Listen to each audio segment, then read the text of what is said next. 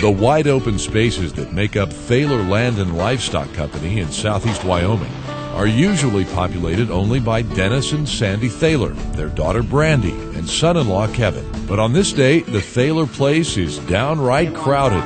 An Ag in the Classroom program has brought in more than 50 teachers from all over the state. They were wanting to have a place to come out and show some teachers some new and different things that ranchers are doing, and we were really tickled to be able to have them out to show our place to them. We looked at some weed projects and some of the innovative things that he does there so that we can let teachers know what ranchers are doing to better the land that they have and how they can give back and be good stewards of their land. Telling the story of cattle ranching and stewardship is nothing new for the Thalers. Dennis is the third generation on this 20,000-acre operation that supports more than 1,500 cows and a small feedlot. Well, I think our main goal on this ranch is to improve all of our land, get to every acre as good as we possibly can do it. My dad and I think a lot alike. We have the same goals for this ranch. Dad's taught me a lot about teamwork and working together with other organizations to keep improving and keep expanding on what's already been here.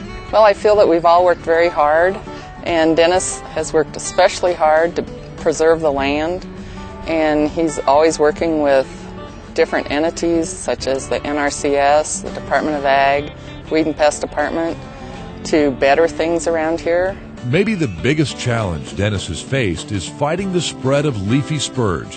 One 200-acre parcel of land he bought in 1988 was overrun with the noxious weed.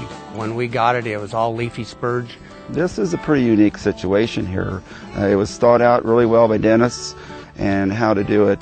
It's taken a little bit of time to get to the point that we've gotten, but it's turned out to be one of the best projects that we've seen. We devised a plan to go in and level this piece of ground so that we could manage our water properly.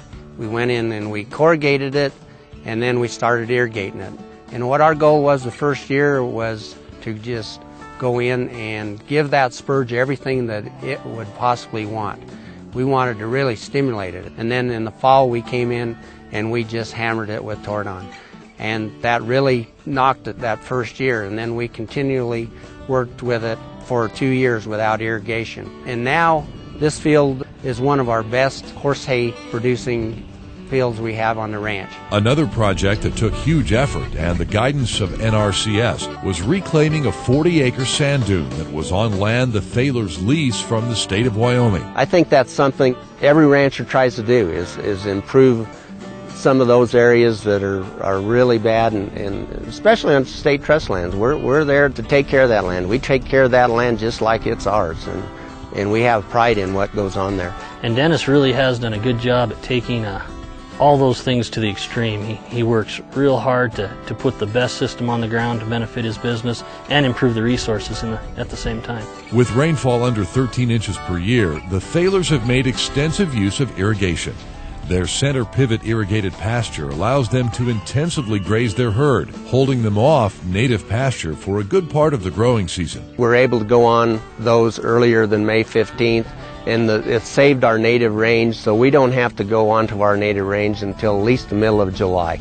Besides carefully managing their grasslands, the Thalers have planted hundreds of trees, including one group that will serve as a living snow fence. And they've taken action to improve wildlife habitat, protect water quality, and keep the ranch sustainable on into the future. You need to be a good steward to keep your grasses for your cattle and just to help the ranch going, but it's also bigger than that. I think it's important for the whole state and the whole country to keep your natural resources going and just keep the environment as healthy as you possibly can.